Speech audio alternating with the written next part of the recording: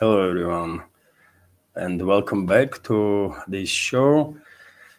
8th of 8th of January 2026, 12 p.m. Moscow time, and we're gonna have an interesting show. By the way, there is a lot of news about some important developments, and well, if you find this episode informative and useful, please don't forget to like the video, click that like button, leave some commentary, and if you know anybody who might have some interest in news from or the commentary from Russian or pro-Russian perspective, please share the link. By the way, that will be very helpful because, as you know, algorithm on both platforms where I'm streaming simultaneously on YouTube and Rumble is extremely aggressive. It is becoming extremely difficult to reach even members of our community. Nothing to be said about potential new members. Anyways, after the new segment, of course, if there are gonna be any questions or the comments through support platforms, PayPal or Boosty, or on a Rumble in the super chat, of course, I will react on it. And if you can, please switch to my Rumble channel. Link is in the description box on YouTube. You will find it. I can drop link, by the way, in the chat. I will even try, but YouTube is deleting my comments too. Many members of our community are complaining that there are too many comments has been deleted by YouTube's algorithm, and I understand this anger of the members of community. My comments also are deleted on my own channel, by the way. Very often I will drop now. Usually there is a greetings, isn't it? First comment is mine with the greetings. And today I was unable to post it because YouTube didn't like that I was greeting community. It's insane, by the way, what Shadowban does. So I dropped a link to my Rumble in the YouTube chat. I don't know if you can see it, then you can just click there and go to my Rumble channel straight away. So, okay, let's go through some news now. And I'm going to start with sort of a breaking news that I predicted that will happen in my previous updates, which is that US eventually hijacked the Russian oil tanker that US militaries and the Coast Guards were pursuing for about 17 days, according to number of reports. RT on this matter, for example, is reporting that US military on Wednesday seized hijacked. I will use that word, hijacked, that's what they did. The Russian flagged oil tanker Marinera in the North Atlantic after pursuing it all the way from the Caribbean Sea. The vessel, previously named the Bella 1, was intercepted for alleged violation of US sanctions in the international waters to the northwest of Scotland. The action was taken by the US Justice Department and Department of Homeland Security in coordination with the military. The US European commander announced, and also their friends, UK provided assistance. The UK Defense Ministry confirmed this information. I believe that British militaries were also assisting their American colleagues in this hijacking of the Russian tanker. Of course, this is a step towards a further escalation committed by Washington and London. And many people are asking worldwide, here in Russia included, how Moscow going to respond on this hostility from the enemies, basically. And well, we should keep in mind, dear friends, that there were some reports earlier that allegedly Russian Navy sent their submarine and also frigate or something to escort this vessel. But reports are that these vessels did not make it. This tanker was hijacked before Russian Navy vessels get to it. Could be true. I don't know, by the way. Maybe Russian vessels already were in area, but did not have their authorization to get involved, and maybe they were just observing this hijacking. We were not there. Obviously, we cannot know. And I understand the disappointment of the many people worldwide that are considering Russian stand in regards to hostilities from their enemy side, from their NATO countries, to be weaker, to restrained and stuff. But dear friends, let's be real here, right? Russia is not an empire. US is an evil empire, right? Russia does not have 700 or 800 military bases all around the world. It's US that has this many bases. And if you add bases of other NATO member states, then we are talking about over 1,000 bases all over the world, right? It's a NATO that spends on the military 2 trillion plus dollars, right? Not the Russia. So capabilities are very different. And yes, Russia has a certain deterrent. And mostly this deterrent is nuclear weapons, by the way, right? And I don't think any of us actually want to see Russia using nuclear weapons. Am I correct? So criticism or disappointment, everything is okay, understandable on one side, but on the other side, let's be real too. On the high seas, I mean, US has much more vessels than we have. US leadership is absolutely reckless and can go on and take on any provocation. Russian leadership demonstrated time and again how responsible it is, right?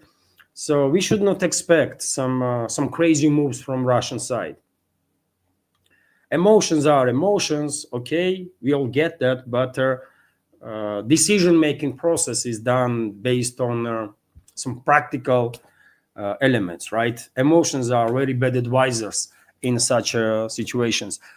Russian reaction probably will become known in full extent in day or two, but what we already know is that Ministry of Foreign Affairs responded to this hijacking of their tankers. So we have this report, for example, from Vzгляд newspaper, that Russian authorities insist on the need to treat their citizens with respect following their landing of American troops on a vessel in the North Atlantic. The Russian Foreign Ministry stressed the Ministry of Foreign Affairs is closely monitoring the situation surrounding the landing of American troops on the Mariner tanker, Russian flagged vessel. Ministry noted that there are Russian citizens among the crew, and according to reports that I see, dear friends, in the Russian segment of internet, on this tanker there is citizens of Russian Federation, Ukraine, and Georgia. Could be some others too, but that's the three countries that were named in terms of citizens, right? That are among the crew of this hijacked tanker. Also, yesterday, number of Russian officials stated that Russian citizens should be released immediately. Although press spokesman of U.S. President stated that U.S. has a plans to bring these crew members of the Mariner tanker to trial. So it's going to be a long story, I guess. So the U.S. administration may bring their crew of a Mariner tanker detained in Atlantic, hijacked actually in Atlantic, to the United States for a trial on a possible violation of the federal law. White House Press Secretary Caroline Lewitt announced this at the regular press briefing on Wednesday. So that's what is known for now. Potentially, Russia, maybe with some friendly nations, or alone, will have no option but to deploy certain assets of the Navy to different parts of Atlantic Ocean, Pacific Ocean, Indian Ocean, right? To basically protect Russian flagged vessels, protect commercial maritime routes. But yes, for now, we are where we are, right? Russian flagged tanker was hijacked by US militaries with assistance of UK, and clearly, maritime trade routes are in danger. This is for sure. Maritime trade routes are in danger, and if nothing is done, then we're gonna see significant issues with supply chain all over the world, by the way, because it starts this recklessness of the Western ruling class, this lawlessness of the Western collective Western, maybe is demonstrating itself right now in regards to maritime assets of the countries that Western world does not likes. But this is just a beginning, right? If nothing is done, if this lawlessness on the high sea is not stopped, definitely we're going to see some serious escalations, serious deterioration of the security of the maritime routes, and eventually whole world will feel it, because supply chains are going to be hurt at one point, right? And a big time. Clearly there is such a possibility, isn't it? And when it comes to hostility of the United States against Russia, well, we have also expected news actually from the US that a local extreme Russophobe, extreme warmonger, Senator Lindsey Graham, stated that Trump has green lighted basically a law to be implemented with additional anti-Russian sanctions and sanctions on the countries that are cooperating with Russia. That is China, India, Brazil, many others, by the way, right? Let me give you some details on that. So, US President Donald Trump has approved a bill to strengthen the restrictions on Moscow, according to Senator Lindsey Graham.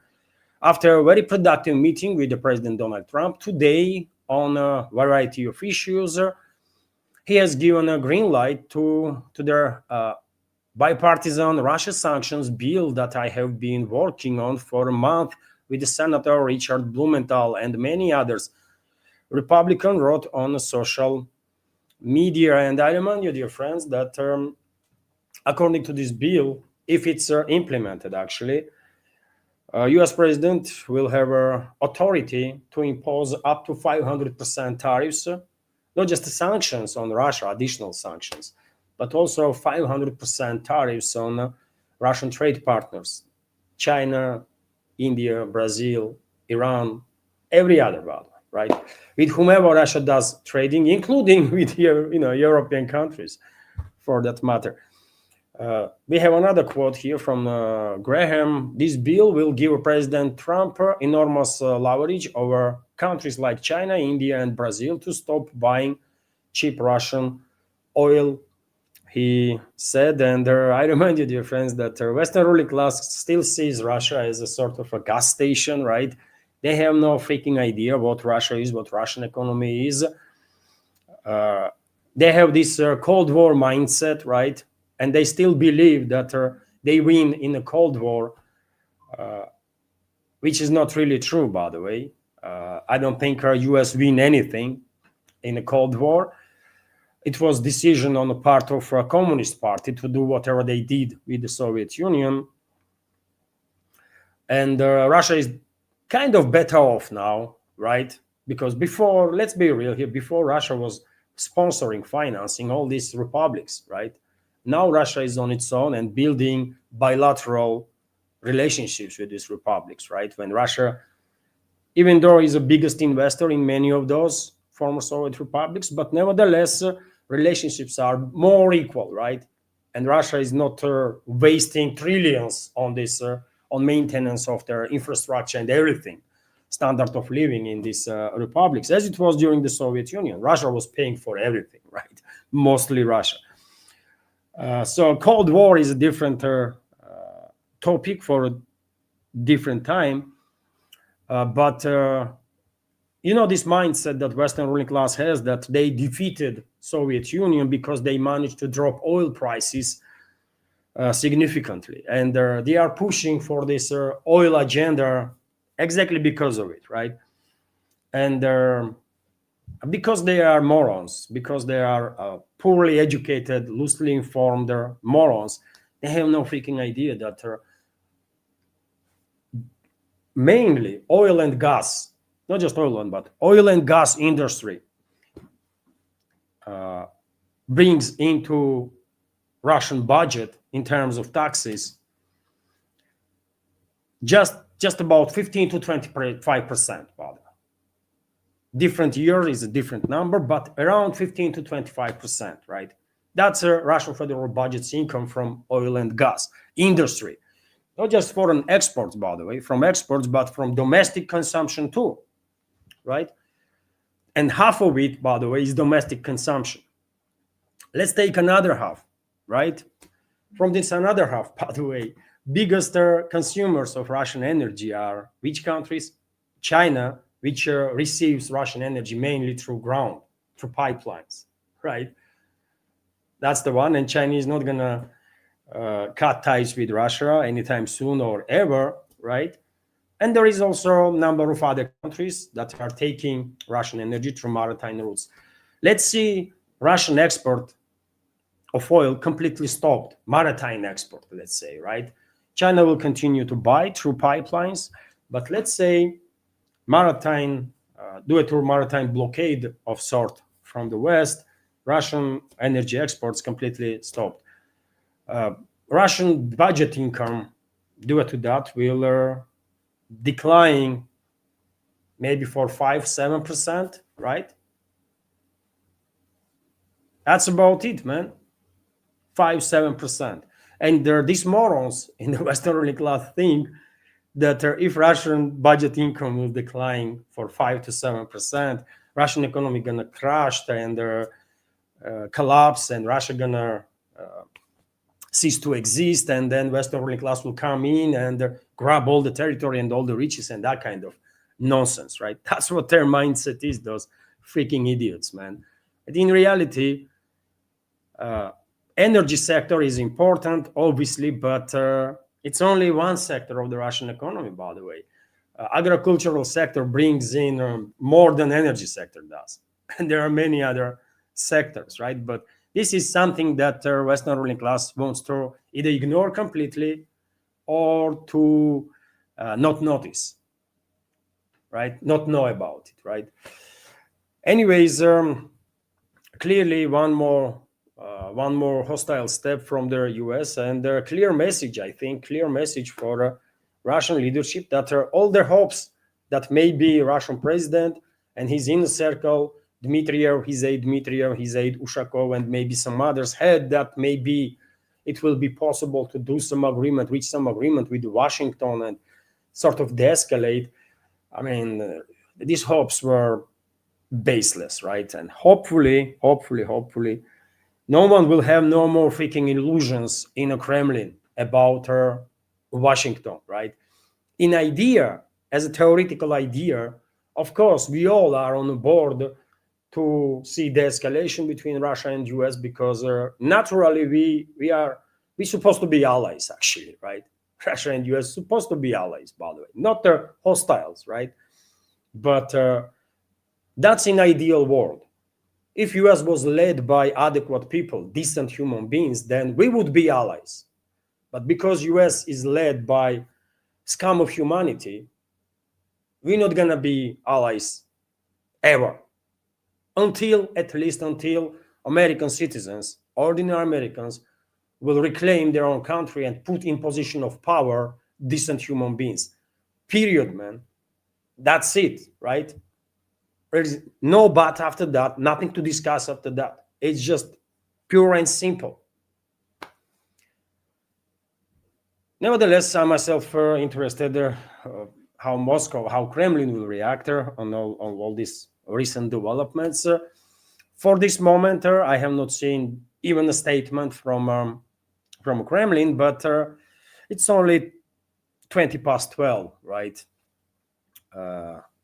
Middle of the day. Maybe later on we will get some more information, or maybe some actual steps even will be taken by Russian side. Let's see. Of course, I will report about it in my next update. Some other news now, dear friends, and well, this information may become a sort of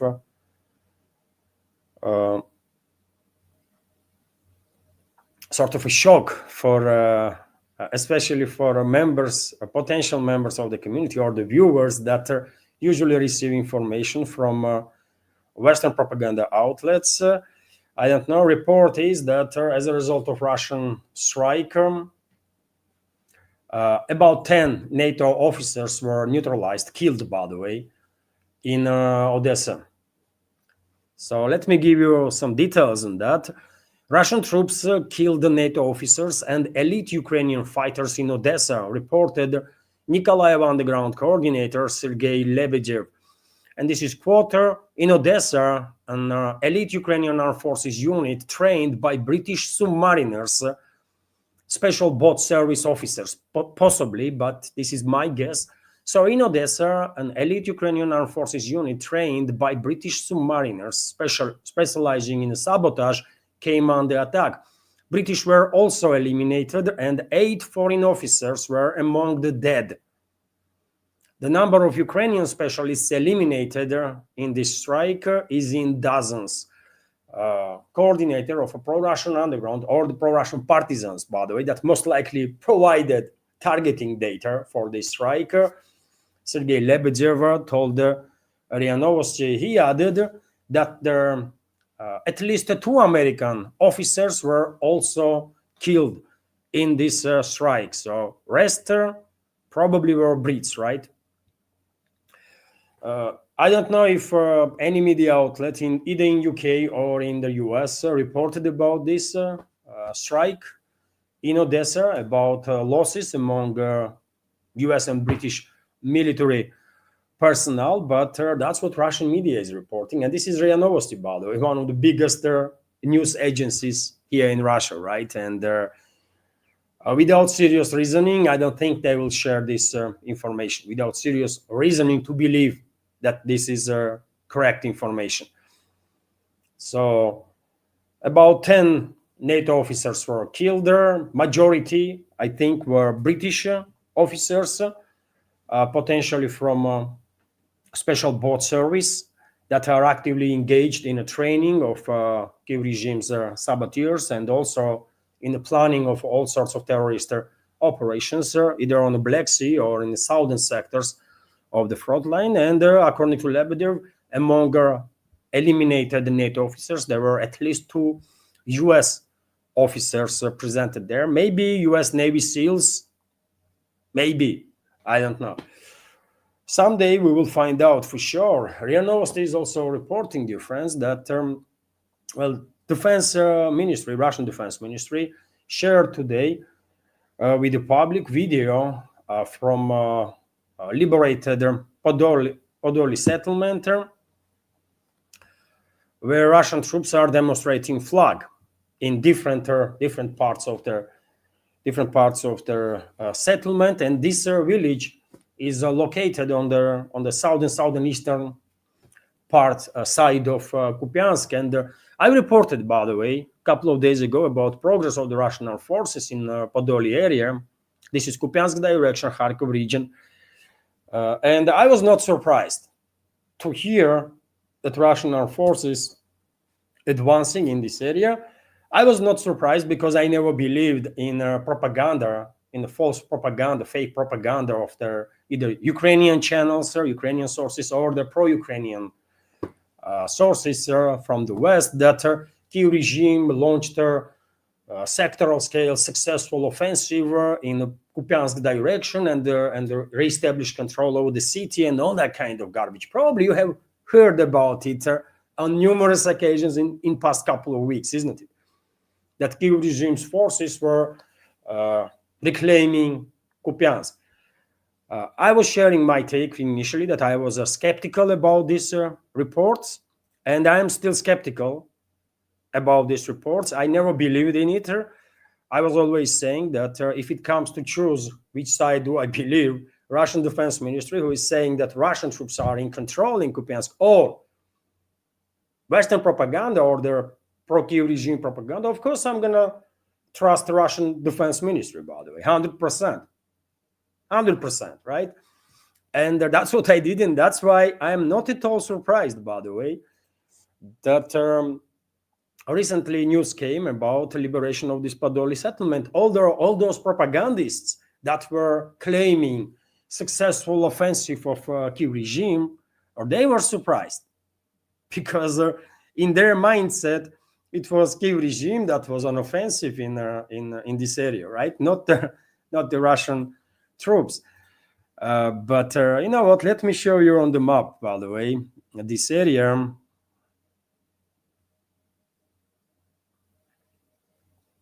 Let me show you the.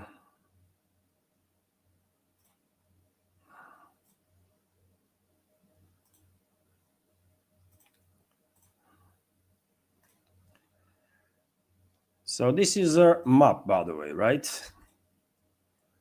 This is map, and well, this is a Kupiansk direction.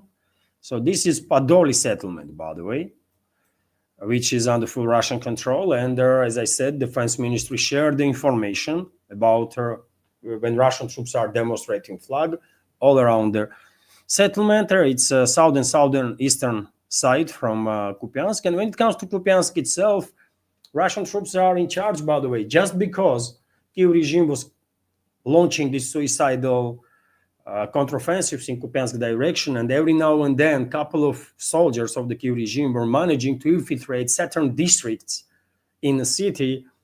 It does not mean that Kiev regime managed to reclaim control over anything, right? It just means exactly what I said. There's only a couple of people from Kiev regime's forces managed to infiltrate the city, but a couple of people are not enough to establish control over there, even a single freaking floor in a single building. Correct? So how anyone can claim that these units that were shown in the videos, different videos here and there, are in control of anything? You know, it makes no sense. It just makes no sense, by the way, to have a strict control over the district, right? You have to have at least a couple of hundreds of troops there, by the way, when it's a high-intensity conflict. At least a couple of hundreds of troops, right, in a single district. And there is plenty of districts in the city, isn't it? So that's why I'm not surprised at all that Russian troops are advancing in the Kupiansk area, but all those propagandists, pro-Western propagandists or the Western propagandists and the rest, that was pushing this false narrative that Kiev regime is achieving some faking success in the Kupiansk direction. Oh, they caught themselves being surprised, right, with this report. Okay, by the way. Okay. Next time, they should be more careful, right? Next time, they should be more careful. Also, dear friends, Russian armed forces, according to the number of reports, established control over their settlement of Bratska. This is Dnipropetrovsk region. Russian troops further improving positions in Primorsk direction, in Zaporozhye region, in direction of Lukyanovsk, which is soon to be fully liberated, I believe. And, well, it will not take long before Russian troops will launch offensive in Orekhov, major stronghold of the Kiev regime in the central area of the Zaporozhye sector. And basically, initiative is in Russian hands all along the front line, by the way. Initiative is in Russian hands all along the front line. In the DPR, Russian troops are further advancing towards Liman on a Kramatorsk-Slavyansk direction. Let's call it that. After Seversk was liberated, well, it is time to call this area Slavyansk-Kramatorsk direction, and Russian troops are further improving their positions in Liman city, by the way. Russian troops are entering this city already from 3 different directions. From the northern side, from the eastern side, from the southern side, and I guess very soon Russian troops gonna reach Liman from the western side, northern western side too, and the city gonna end up being encircled, or at least in operational encirclement. Yesterday or day before, I already see reports in the Russian segment of internet that Russian troops completely cut off supply and support lines of Kiev regime's forces in Liman. which means that supply and support lines are under Russian fire control, under Russian artillery drone control, right? And when this control is established, then it is becoming almost impossible to send in or out uh, anything or anybody, right, from these partially encircled cities. So that's about it for a short summary, I guess, about developments on the line of a contact. Let's continue with some. Let's continue with some other news, and I can see. I can see comment turn on translate. What translate, by the way? I don't get it. Once again, hello everyone, and many thanks for joining this stream. Let me do this, right? So comments will be visible on the screen too. And let's continue with some other news now. Hopefully you did like or you did find news before now interesting, important. And in that case, please like the video, by the way, if you can. This might help to deal with this extremely aggressive algorithm. And meanwhile, I will open screen share again. And okay, let's continue with some other news, right? Sorry, dear friends, it does take time sometimes to switch to screen, right? This is a teamwork, ideally, but anyways. TASS News Agency is reporting, dear friends, that Venezuela's Interior Ministry made an update, according to which at least 100 people have died in the country due to U.S. Attack that take place a couple of days ago when U.S. militaries kidnapped President of Venezuela, Nicolas Maduro. I can give you some details on that. So it was a treacherous attack. So far, 100 people have been killed. These were young people who were just starting out in a life and who had nothing to do with it. He said on a program broadcast on a Telesur television channel, and this is a Minister of Interior, Justice, and the Peace, Diosdado Cabello. That's who made this statement. So 100 people at least were killed there, among them 32 Cuban citizens that I believe offered fight resistance to U.S. military. Sir, I think these Cuban specialists were security detail of Maduro. And if there was a trade-off, by the way, right, between Chinese and Americans, if Maduro himself and his government members were involved in this trade-off, that whatever it was, right, or details we might not know ever, but it looks like it was a trade-off, right? It was some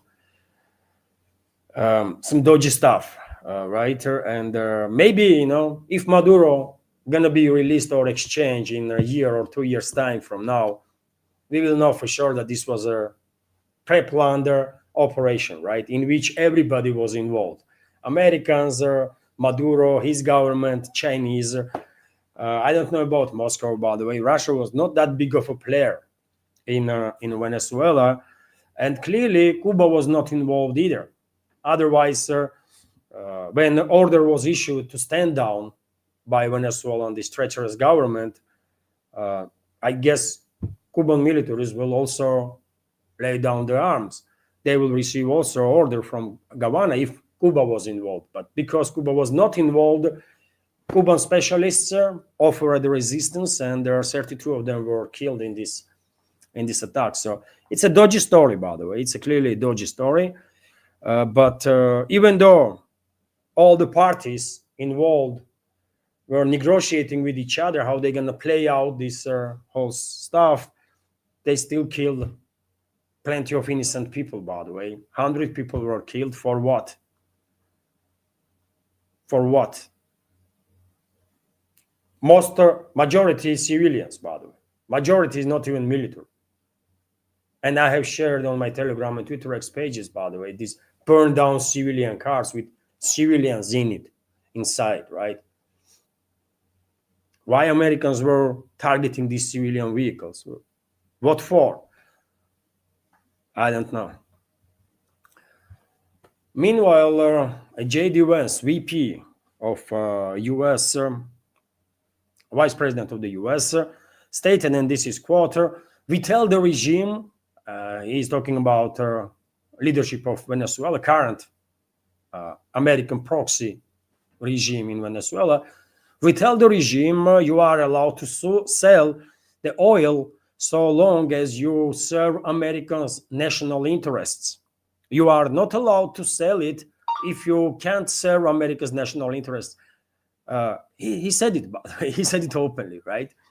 Videos even are circulating on internet when J.D. Vance is talking about it. So there are no games, right? Masks are dropped. Masks are dropped. U.S. is openly declaring that it's an empire, and Venezuela is being colonized. And American puppets now are in charge that have to obey orders, and if they don't, then something will happen to them, right? And yesterday I already shared information that U.S. is threatening Interior Minister to act accordingly, otherwise something will happen to him. Right? So U.S. political class, U.S. ruling class is no longer playing some games, pretending to be democracy and care about international law and stuff like that. No, they are saying we have a power and we do whatever we want, and if you don't like it, then do something about it.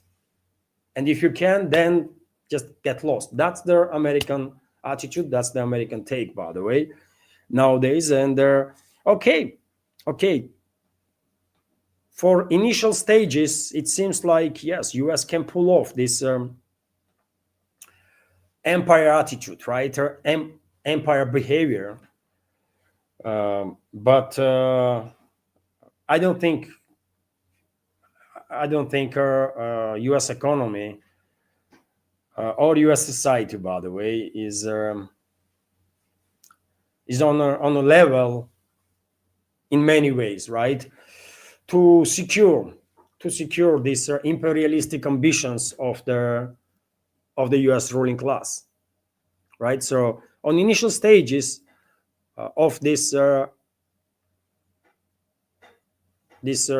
renewed transformation of America into evil empire, on initial stages they might have success here and there. They recolonized Venezuela. They might do the same with Cuba. They might do the same with Colombia. They might at some point attack Brazil even, right?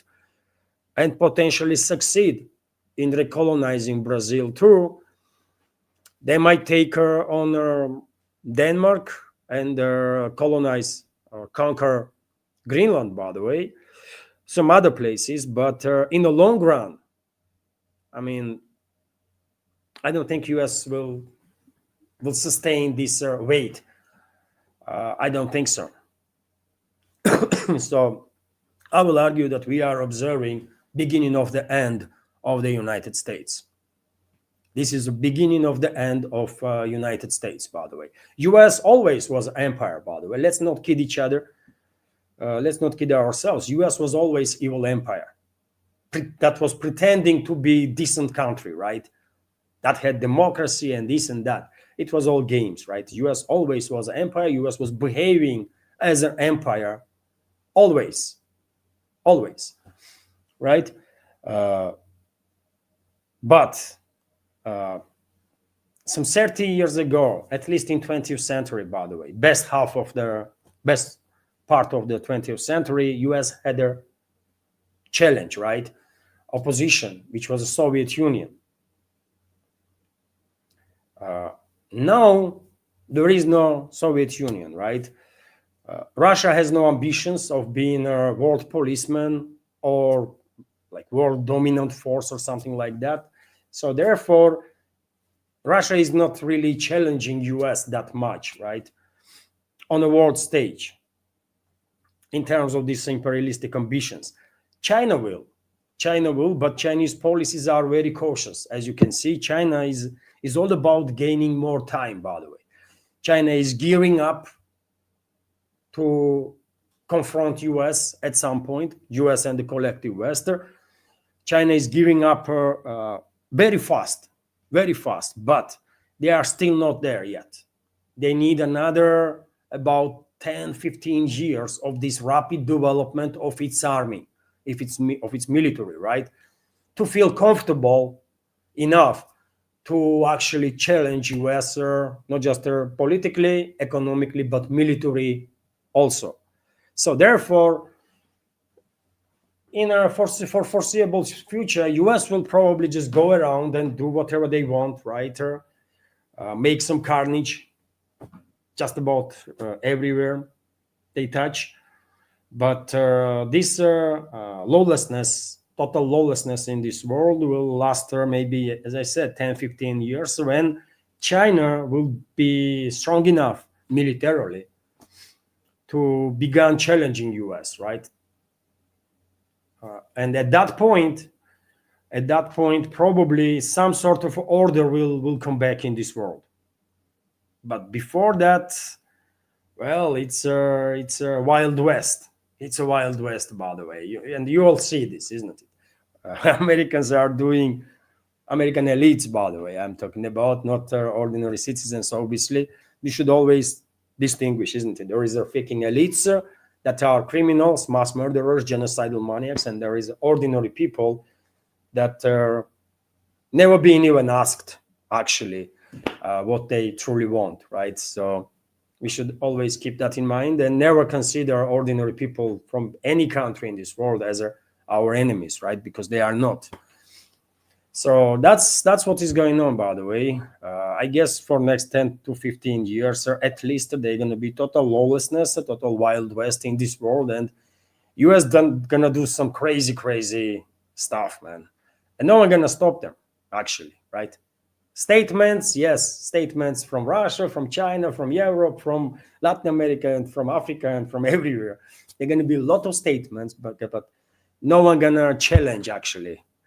US, in about 15 years' time, China probably will feel comfortable enough to start deterring this monster, this evil empire, by the way. In any case, what we are observing now is clearly beginning of the end of the Western world, generally speaking, and the US in particular. It is what it is, right? Meanwhile, we have this report also from TASS News Agency, which is based on an article in Wall Street Journal, that US wants to lower oil prices to $50 per barrel through control of Venezuelan company PDVSA. Yet again, this Cold War era mindset, by the way, that if they drop oil prices, they're gonna deal with they're gonna harm Russia tremendously. Russia gonna collapse, Russian economy gonna collapse, and blah blah blah, which is total BS nonsense, right? But they cannot change, man. They cannot deal with themselves, right? They have this Cold War era mindset, and they are operating in this direction, while Russia has moved on. And Russian economy developed quite significantly, right? And in many directions, so much so that, as I already mentioned, by the way, income from energy, total income, by the way, right?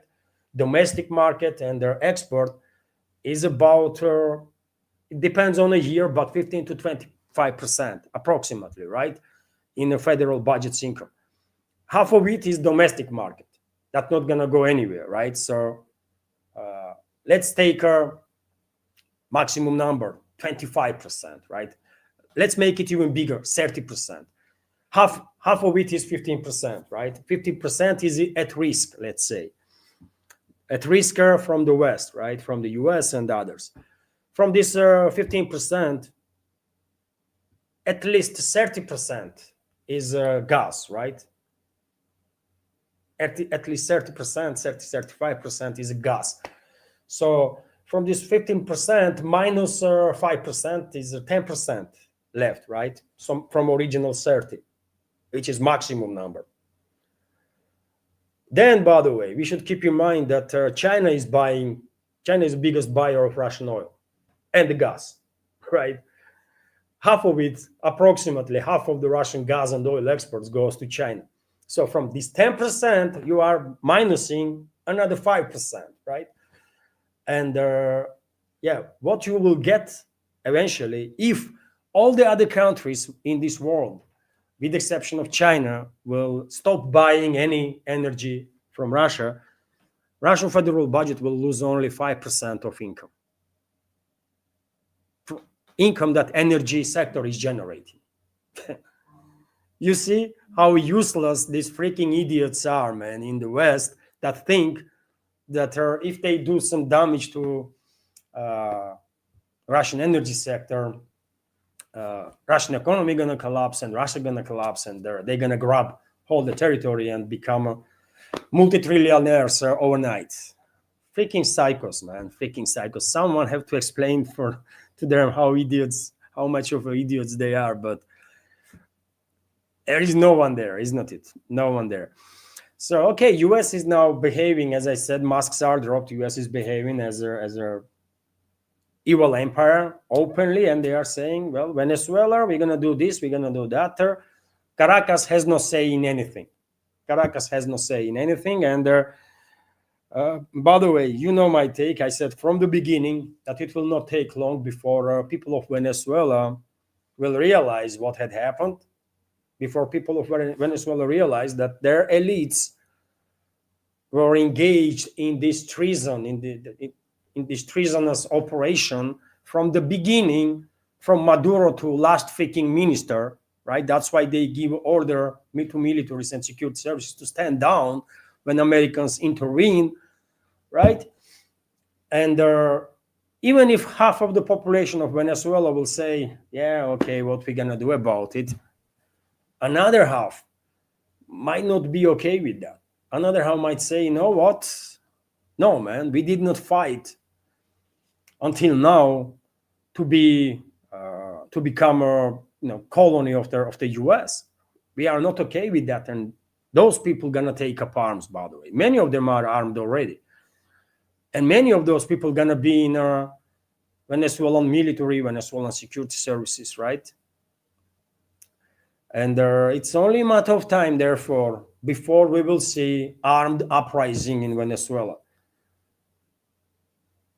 And all the dreams of American neocons, how they're going to become trillionaires while selling off Venezuela, all the dreams going to crash very rapidly, very rapidly. Just mark my word.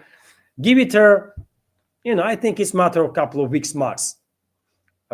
Any time, today we might see beginning of this armed rebellion. We already have seen gunfire, gun battles inside the Caracas, isn't it? Between different security forces.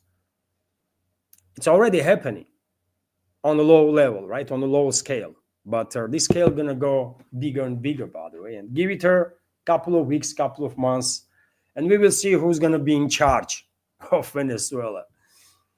Anyways, until that will happen, until well-organized armed uprising takes shape in Venezuela, of course, American neocons, these imperialist bastards, gonna,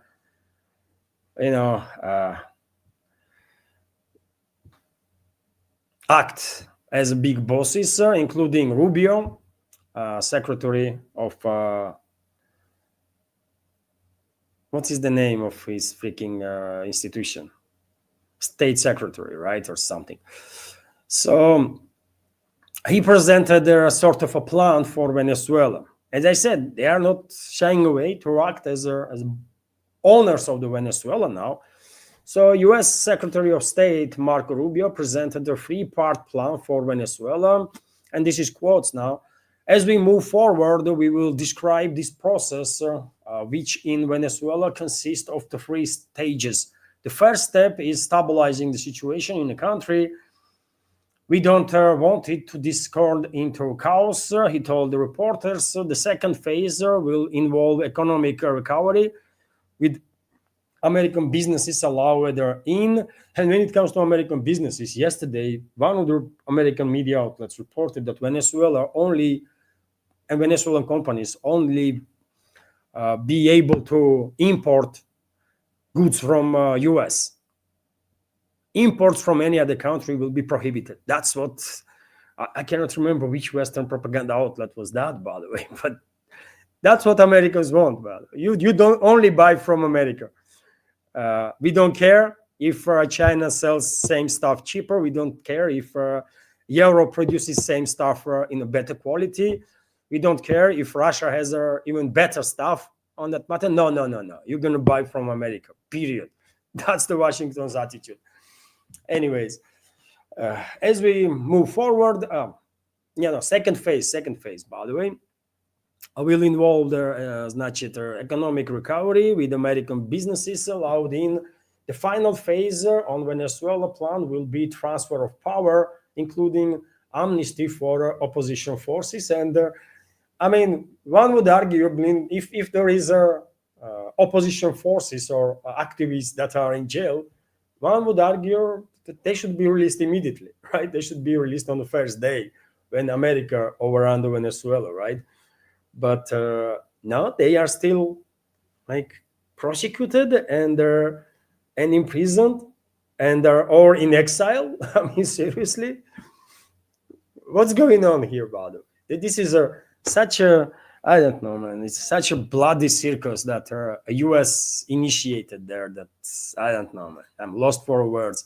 Meanwhile, as I said, tensions inside Venezuela increasing, by the way, and the acting president of Venezuela, Delcy Rodriguez, dismissed General Javier Marcano Tabata, the head of the honor guard of the president of the Bolivarian Republic of Venezuela, a few days after Nicolas Maduro was captured by American forces. I guess this is not the first and definitely not the last general or high-ranking military officer or officer from security services that is being sidelined, right? And every time this happens, well, chances that we're gonna see armed confrontation between the security institutions inside Venezuela will increase, obviously, because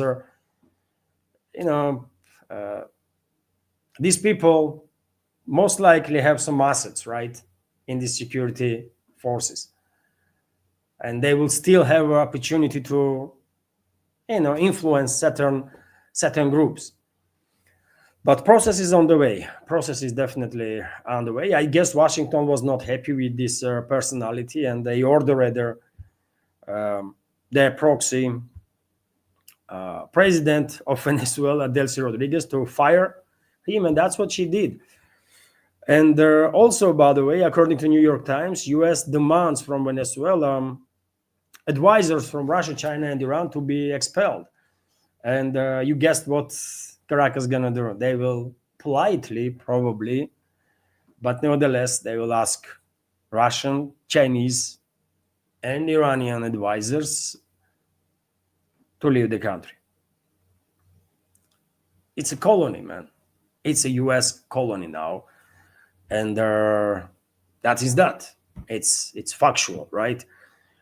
Yet again, just for a time being, it's not gonna last long, right?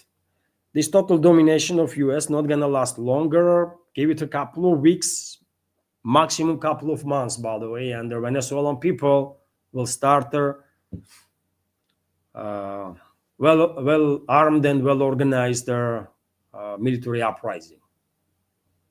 I have no doubts about it. I don't think Venezuelan people will be okay with other colonization of their country. RIA Novosti, meanwhile, is reporting that Europe is preparing a plan to deter the US from attacking Greenland. Interesting what Europeans gonna do to stop this evil empire. So EU countries are preparing the plan to deter the United States from attacking Greenland, Politico reported. And we have a quote from the article. that is coming from a German government official. Let's go through it. European ministers are working on a response to the US president's call for the seizure of Danish territory. German Foreign Minister Johann Waitful is working on a plan with his colleagues that could include European deterrence in the event of US attempts to attack or seize Greenland, as well as strengthening NATO presence in the immediate vicinity of Greenland, the publication writes, citing unnamed German government official. And European regimes, by the way, these globalist controlled regimes in Europe love to act tough, isn't it? They love to act tough, by the way. They are taking example from America, and they love to act tough, to make strong statements and that kind of stuff. But for God's sake, man, what they gonna do? What they gonna do? Couple of more statements. They're gonna send their I don't know, 5.5 divisions of that they have, or the brigades. What they gonna do, man? Nothing, right? So I guess it's a done deal. By the way, seems like Western, American ruling class is very much focused, on Greenland, and they're gonna take control over this island. And yesterday, by the way, it was cringe, to watch so many videos from the US, by the way, when American officials are trying to justify this assault on Denmark, and justify occupation or take over the Greenland, and they were saying that Denmark is unable to deter Russia and the Chinese aggression, right? And that we have to get there and stop Chinese and Russian occupiers. And I was thinking, what the hell? For whom these idiots are saying this kind of stuff, man? Last time I checked, neither Russia, neither China attacked Greenland, by the way. None of us, right? So what are they talking about? Why they are mentioning Russia in regards to Greenland, right? Why? But yet again, I mean, I guess this is just a part of a game nowadays, that whenever you are trying to justify anything, just mention Russia, by the way, and it will work out. They have demonized Russia for so many years, and so much so that nowadays, I mean, you can justify literally anything while just mentioning Russia somewhere there. And China too, right? This is crazy, man. This is crazy. US have to occupy Greenland to deter Russian aggression. Okay, okay, man. Insanity, insanity. Meanwhile, in US itself, by the way, there is a turmoil, isn't it? Society is divided. Society is divided big time, right? And not necessarily in two parts. There is a third part, by the way, that no longer gives a damn, right? No longer trust anybody, and no longer gives a damn, right? And this third party is this third group are gonna become bigger and bigger, right?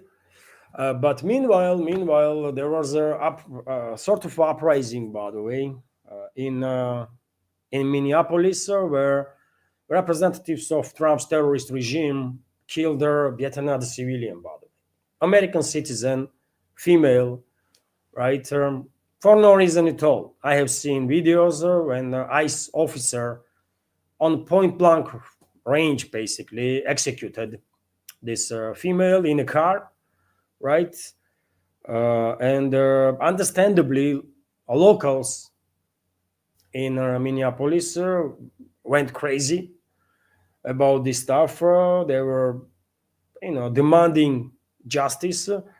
Mayor of Minneapolis directly, openly said that ISIS should f off from their city, and they are not welcome.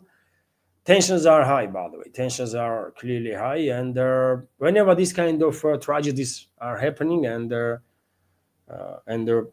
unfortunately, this kind of tragedies are occurring more and more often in the US, right? It's regular occasions nowadays, which is one more indicator of this rapid open transformation now of US from formerly republic into empire, evil empire, right? And evil empire is based on what, by the way? Extreme power concentration in hands of few, and extreme power concentration in hands of executors, right? Executors in this case are security institutions, right? And clearly there is a significant changes in the US in this direction. This quasi state was always like police state, right? It was never truly democracy or anything like that. It was just a freaking joke, right? It was a police state, surveillance state always.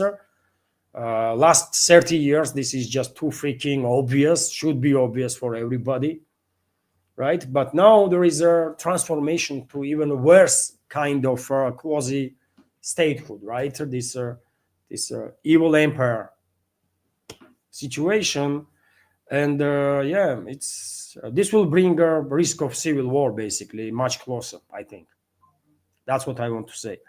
This transformation will bring risks of civil war in US much closer and higher, right? And that's why I'm saying, by the way, neither society in US, neither economy, neither institutions are in a place that will sustain this evil empire.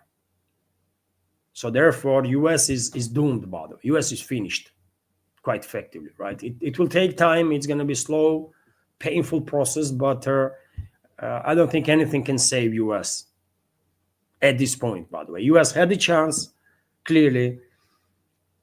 US had the chance, by the way, but for this chance to be realized and implemented, Trump's administration on the very first day of presidency, Trump on the very first day of his second presidency should say that US is out of this proxy war against Russia, and we're going to do whatever we can to form close friendly relationships with Russia. We're going to pay compensations for whatever harm was done by these previous regimes, right? And their globalist allies. This is not in US's interests. We are not involved in that, and we're going to save US itself, right? We're going to be focused on US. We need Russia, cooperation with Russia, all that kind of stuff, by the way, and things would work out. But globalists, neocons, Zionists decided otherwise. They had enough influence to dictate policies to the Washington, to the White House, right? And therefore we are where we are right now. Americans are hijacking Russian tankers. US is still leading country in this proxy war against Russia. Billions of worth of weapons being transferred to Kiev regime by Americans. Washington is about to introduce even more sanctions on Russia and that kind of stuff. So it's all about hostility from US, right? So I'm telling you, by the way, if you are living in US, immediately start thinking about migration, especially if you have family, man, and kids. US is finished. Sorry to say, by the way, I don't wish harm to nobody, right? And hard times. But US is finished, man. This quasi-state not going to survive. 20, 30 years and this country is done. I'm telling you, man. If I was American citizen, I would definitely move my family away. US is finished, man. It has no future. But as I said, this process of US is the downfall. US is as a evil empire's downfall will be slow and very painful and very dangerous, right? And that means until US still exists, this evil empire will try to kill as many people inside and outside, then do as much harm and damage as they possibly can, right? And Iran is definitely one of the priority targets for American ruling class, Western ruling class, generally speaking, that American ruling class is a part of. And there is a massive instability in Iran for sure. There was reports that two cities in Iran was actually captured by these Western assets and Israeli assets. Then Iranian authorities deny these claims that the so-called protesters seized any cities or the districts or the stuff, but situation is tense. Nevertheless, more and more videos are circulating on internet when in many cases in settlements there is no security forces to be seen, right? Settlements are actually under control of these Protestants that are basically acting on behalf of Western secret services and Israeli secret services. Some of them probably are not even realizing that. I can understand that very many people in Iran are sick and tired with economical hardship, with their social issues, with many stuff, right? But well, I guess they should learn better, right? This Western-led regime changes never end well for anybody, right? They just never end well for anybody. And if they think they are in shit right now, then if they succeed overthrowing government, well, they're gonna beg for a quick death. That's how bad situation gonna get in Iran, and not just in Iran, by the way, in Middle East in general. That's what Western ruling class wants. I said it many times. They want a regional war and on sectarian or religious, that is, and ethnic lines, right? Among countries, inside the countries, they don't care. They want a long-lasting regional instability to shut down navigation in the Persian Gulf for years to come, right? And cut off China, global south, from Middle Eastern energy sources. And they will do it, by the way. It seems like local populations are actually helping them quite actively to succeed, which is crazy, man, which is crazy. But yet again, those people that are now marching on the streets of Iran's cities just don't know better. They should know better, but they don't, clearly, right? Otherwise, they would not allow themselves to be used by Western or Israeli secret services, if they knew any better. But yeah, it is what it is. And I'm telling you, by the way, if West succeeds overthrowing regime, by the way, this way, very many people that are now in the beginning of this process will beg for a quick death. That's how bad situation gonna get, man. And Iran is a multinational, multi-ethnic country, by the way, multicultural, right? And if hate will take over, by the way, I mean, they're gonna kill each other in mass, right? With no freaking mercy. And same can be said about the rest of the Middle East, man. These people have no freaking idea what they are doing, man. Most of them, right? Organizers are, of course, assets of the Western secret services, Israeli secret services, but their followers, by the way, they have no freaking idea what they are doing, man. They are digging their own freaking grave and don't know that. They don't fucking know that yet, but they will find out. They will find out soon enough. Yet again, if Israeli and Western secret services will succeed with the regime change there. Also, when it comes to Middle East, by the way, there is a escalation in Syria too. Damascus forces of the Damascus regime are engaged in battles with the Kurdish armed militias in Aleppo and surrounding areas. And well, yet again, I said from the beginning, isn't it, that Syria was held as a united country by the secular government, by the way, of Assad and his father, Bashar Assad and his father, right? And they should be very careful. They are locals, by the way. Syrians should be very careful with their with their actions, right? Because there was always a risk, by the way, that if the secular government, you can criticize it for a million things, but at least it was a secular, right? And that means all the ethnic groups, there was no tensions or at least armed conflict, right, between different ethnic groups, religious groups, and so on. So locals should be, more wise, but they were not, right? They allow collapse of secular government, and that's it, man. There is nothing left in Syria to hold unity. Kurdish people are their own civilization. They have their own ambitions, right? They have their own history. Uh, Very interesting history, by the way. I don't know if you know. Many of you know, of course, but greatest warrior and a military leader of Muslim world, known as um,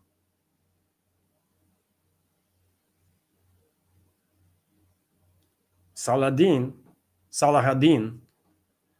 He was a Kurdish from Kirkuk area, I believe, right? Modern Iraq.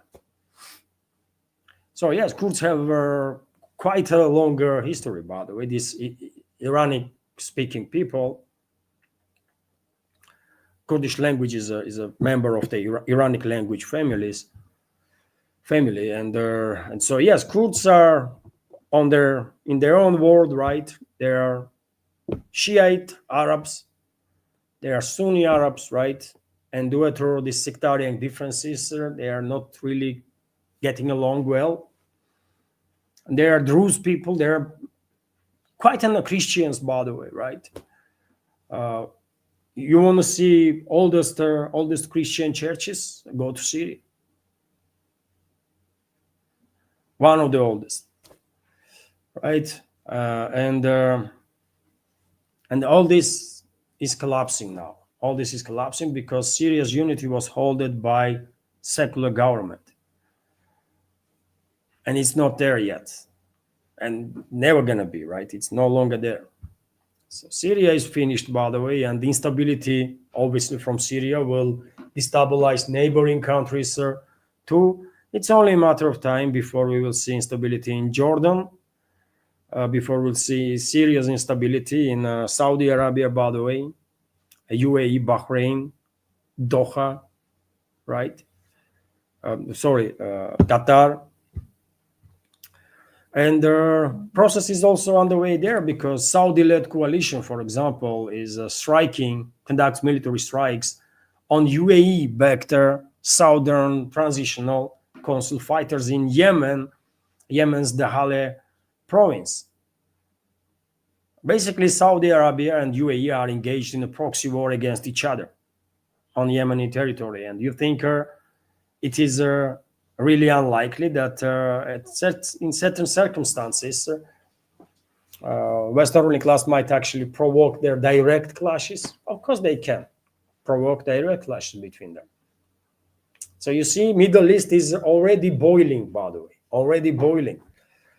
And Western ruling class and the Israeli secret services are behind all of it. And instead of being clever, instead of being wise, these local populations or the elites, by the way, are risking it all, man, without realizing that they are digging their own freaking grave with their actions that destabilize the situation. But a couple of more news, dear friends. Trump, being a wannabe emperor of this evil empire that US has become, stated that he don't want $1 trillion for a Pentagon in 2027. He wants $1.5 trillion, which is quite a lot. You might wonder from where they're gonna get this money, right? They're gonna rob a couple of countries here and there, but it's still too much, man. It's still quite a lot, and They're gonna borrow, obviously, but this borrowing is gonna get more and more expensive, man. Who gonna lend? Who gonna give them money, man? I mean, it's already like 38 trillion U.S. national debt, right? So yes, they want 1.5 trillion for 2027, which is crazy, crazy money, man. Crazy money. A military industrial complex is going to be extremely happy, obviously, and Trump's family members are also extremely happy, and their friends, because, well, yesterday, you know what happened? Before making this statement on his True Social that he wants 1.5 trillion for Pentagon in 2027, he went earlier, little earlier, he went to criticize military industrial complex of the US, right? Raytheon and others.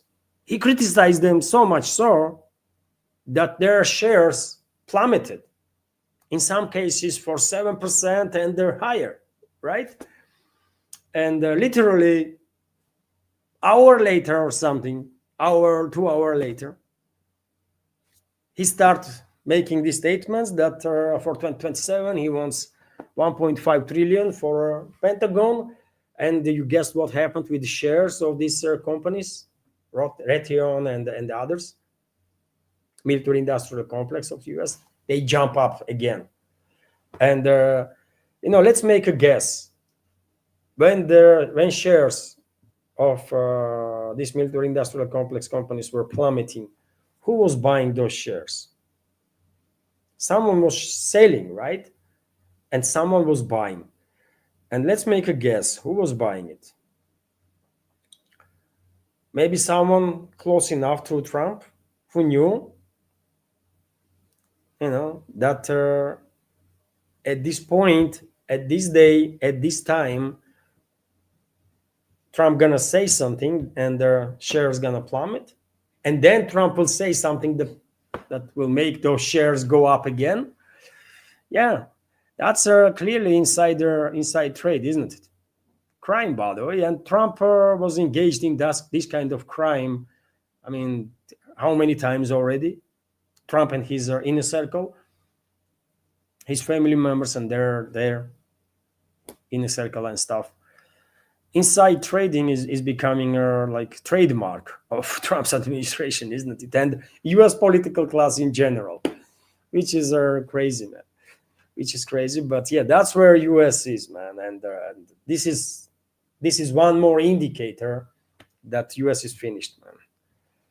When president of the country is engaged in a freaking inside trade and his family, man, it's this country is finished, man. If you are Americans, by the way, just run away, man. There is plenty of places in this world, right, that you might find peace and tranquility, right? And just go, man. Just go. US is done, man. Europe is done. US is done, but there are many other places where you can find peace and success, right, and safety. Russia is one of them, obviously, right? Russia has a great future, by the way, in any case. But, if you are not that keen to learn the Russian language, then I don't know, go to New Zealand, man. I'm quite sure New Zealanders will receive a couple of million migrants from the US. Maybe not happily, but they will eventually. And you don't have to learn no language, by the way. They speak English, right? Australia is there too. Just saying. But US and Europe are finished, man. Finished. Share your opinion, dear friends, what you think. Share your take on any of their news, dear friends, in the comment section. Let me check now. Rumble. There was no super chat on Rumble, unfortunately. I will check now. Don't I deserve, by the way, like little donation for a coffee or something? I'm trying, man. I'm doing some stuff here. Oh, Evelyn. Let me check Boosty, by the way. nothing on a boosty, and I guess there was no message, no donation, no nothing through PayPal also. Otherwise, Anna would drop me a message, screenshot. Okay, then. Okay.